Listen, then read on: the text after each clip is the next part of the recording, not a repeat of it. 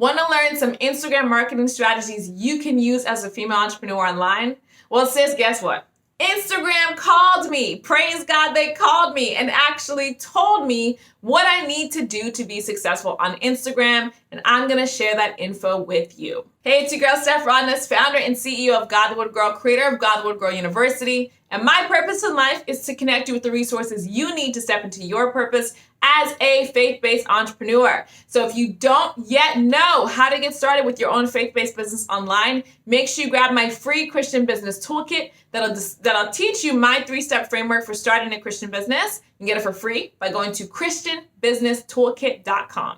Now, if you're ready to learn some Instagram marketing strategies that you can use for your business as a female entrepreneur, grab your pen and paper. Let's dive into what Instagram told me when Instagram called me. So the first strategy is to keep a consistent schedule. Keep a consistent schedule. Apparently, Instagram don't care if you post every single day, right? They just care that you post consistently. So if you're gonna post 4 times a week, that's fine. Just post on the same days and the same times of each week. I have been guilty of not doing this many times. So I would be like, oh, today I'm going to post at 11. Tomorrow I'm going to post at 2. The next day I'm going to post at 7. But how the rep told me on the phone, she was like, listen, the algorithm is like a person waiting to introduce you to people. They just need to know when you're going to show up. So if you're showing up at all these different times, they don't have the people ready to meet you. That's why you want to be consistent so they know what day you come in and what time you come in. So choose the days of the week you're going to post and choose the times on those days you're going to post. Let it be the same time on those days and stick to that schedule. The second component that she told me is that hashtags are key.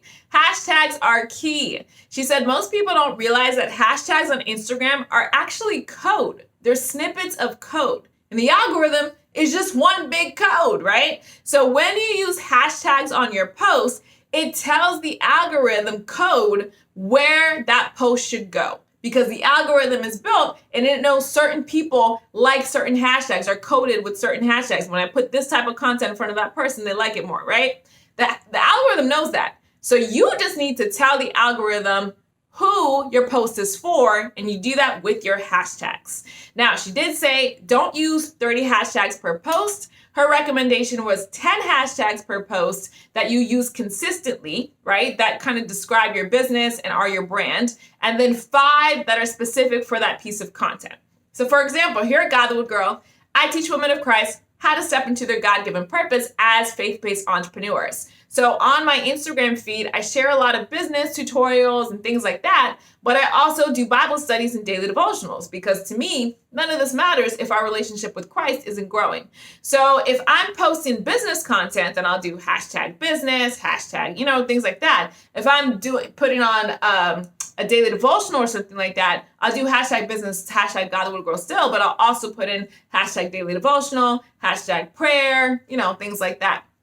So 10 hashtags that are specific to your business, the type of content you create, and then 5 specific to that post. Use 15 with every single post. And the third strategy that she told me that was really, really important for being successful on Instagram is to use anything built within the platform. Use anything built within the platform. So here's what she means. If you want to upload an IGTV video, record the video right on Instagram using the live platform or live feature, save it to your phone, then upload it to IGTV. If you want to put out a reel, record the reel right on your phone and edit it on the actual Instagram app. Or record the reel right on the Instagram app, right? Because you can record reels in there too.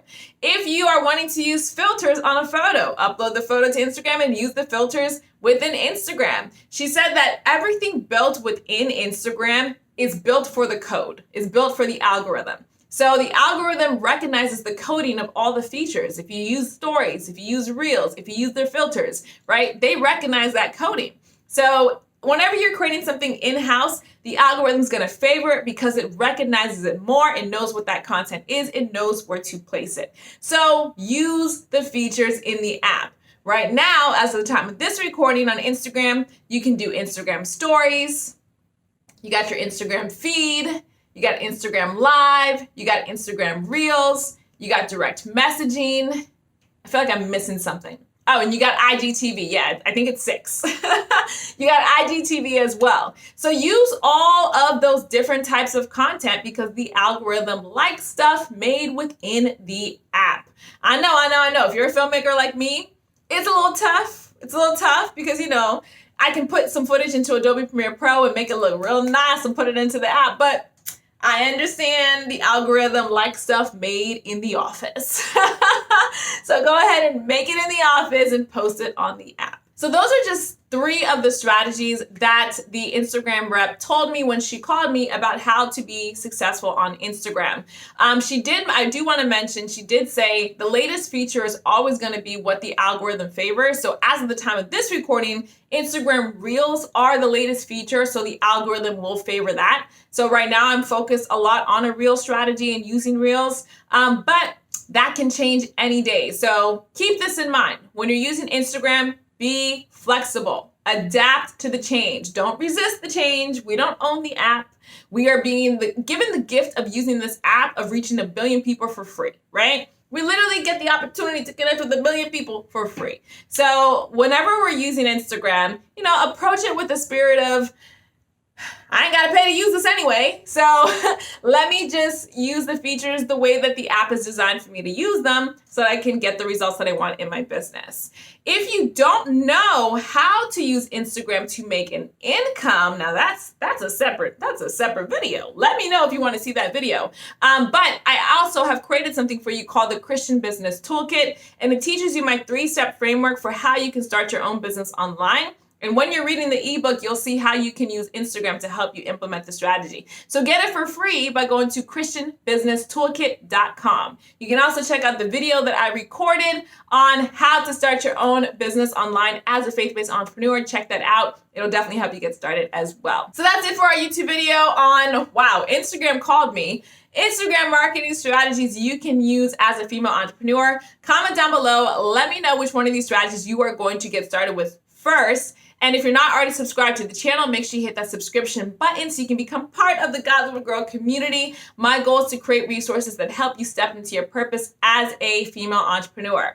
Now, if you've been listening to me and you're like, man, this girl mentions the Lord a lot, it's because Jesus is literally the reason why I do any of this. He's the reason I started my YouTube channel. He's the reason I started my business. And so I want to share with you how you can have a relationship with him too. John 3:16 says, "For God so loved the world that he gave his only begotten son, that whosoever believes in him shall not perish, but have everlasting life." And what that means is that being a Christian is trusting in Jesus as your personal Lord and Savior. So if you want to make that decision today, it's very, very simple. All you got to do is say this prayer with me. You're going to say, "Dear Jesus, I believe that you died for my sins. I believe that you rose again. Today, I believe in you as my personal Lord and Savior." Sister and guys, if you said that prayer, welcome to the kingdom. Angels are literally celebrating you right now. Your name has been written in the book of life. Nobody can ever take it out. Get into a virtual Bible-based church in your area and get started reading the Word of God. All right, my loves. Thank you so much for joining me on this video. I cannot wait to chat with you in the comments below. Let me know any aha moments you got, and God willing, I will see you in the next video.